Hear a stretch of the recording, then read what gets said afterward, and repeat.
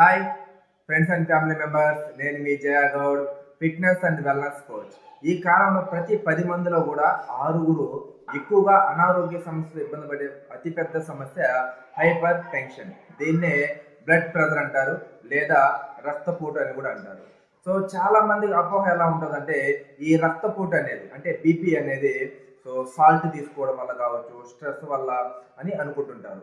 కాదండి. So BP అనేది రావడానికి అంటే బ్లడ్ ప్రెషర్ అనేది రావడానికి కారణాలు చాలా రకాలుగా ఉంటుంది. సో ఉదాహరణ తీసుకున్నారంటే అధిక బరువు కావచ్చు, అదేవిధంగా డయాబెటిక్ అంటే షుగర్ ఉన్న వల్ల కావచ్చు, ఎక్కువగా స్ట్రెస్కి లోనైనప్పుడు కావచ్చు.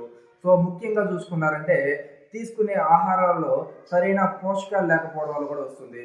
సో దాంతోపాటు సరైన జీవన శైలి అంటే లైఫ్ స్టైల్ అనేది కూడా సరిగా లేకపోవడం వల్ల ఈ హైపర్ టెన్షన్ అంటే అధిక రక్తపోటుతో ఎక్కువగా ఇబ్బంది పడుతుంటారు.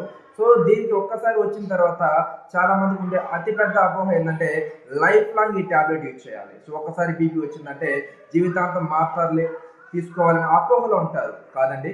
సో సరైన జీవన శైలి అంటే లైఫ్ స్టైల్ మార్చుకుంటూ మనం తీసుకునే ఆహారంలో సరైన పోషకమైన ఆహారం తీసుకుంటూ ఓకేనా, సో ఒత్తిడిని తగ్గించుకుంటూ సరిగా మనం కన్నా జీవించగలిగితే సో హైపర్ టెన్షన్ అనే ఒక మహమ్మారి నుంచి కూడా మనం బయటపడడానికి చాలా బాగా హెల్ప్ అవుతుంది.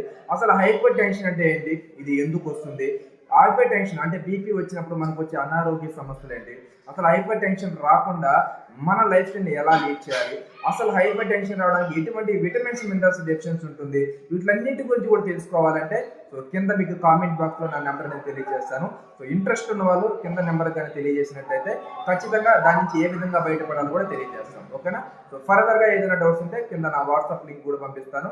వీలైతే మీ ఫ్రెండ్స్ అండ్ మీ ఫ్యామిలీ మెంబర్స్ కూడా షేర్ చేయండి, ఖచ్చితంగా హెల్ప్ అవుతుంది. Thank you so much.